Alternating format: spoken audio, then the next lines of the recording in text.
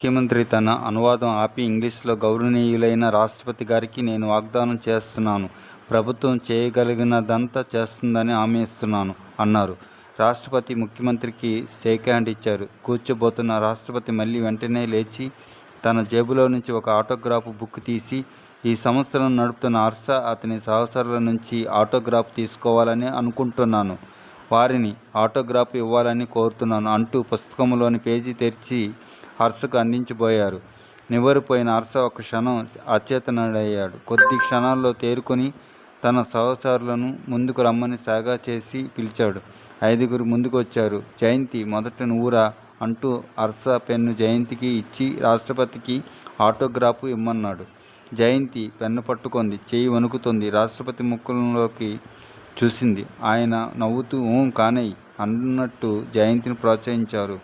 జయంతికి హర్ష మొదట్లో చెప్పిన మాట గుర్తుకొచ్చింది. దేశంలోనే ఉన్నతమైన వ్యక్తులు తనను అభినందిస్తారని, ఇప్పుడు ప్రథమ పౌరుడే తన ఆటోగ్రాఫ్ అడుగుతున్నాడు.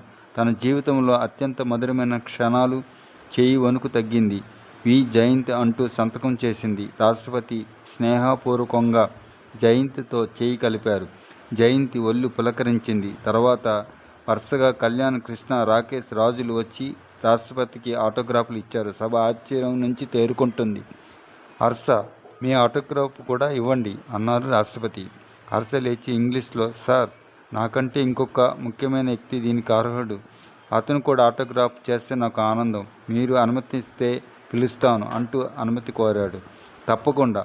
ఎవరా గౌరవనీయుడు అడిగారు రాష్ట్రపతి. హర్ష జనంలో కూర్చున్న వెంకటస్వామి వైపు సైగా చేస్తూ, వెంకటస్వామి, దయచేసి నువ్వు స్టేజీ మీదకు రావాలి.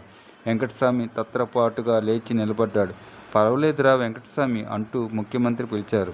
తడబడుతున్న అడుగులతో వెంకటస్వామి స్టేజీ మీదకి వెళ్ళి రాష్ట్రపతికి, ముఖ్యమంత్రికి నమస్కరించి సభాసదుల వైపు తిరిగి ముక్కలేత హస్తాలతో నిలబడ్డాడు. నా కుటుంబ సభ్యులంతా మన్నించాక నాకు జీవితం మీద విరక్తి కలిగి ఆత్మహత్యాయత్నం చేశాను. ఈ వెంకటస్వామి నా ప్రాణాలు కాపాడి నాకు జ్ఞానోపదేశం చేశాడు. శివానంద స్వామి వారిని పరిచయం చేసి వ్యక్తి జీవితం ఎంత విలువైనదో, ఆత్మహత్య ఎంతటి మూర్ఖపు ఆలోచనో నాకు తెలిసేలా చేశాడు. మనిషి ఒక్కడైనా సమాజానికి ఎలా ఉపయోగపడతాడో నాకు తెలిసేలా చేసి నా కళ్ళు తెరిపించాడు.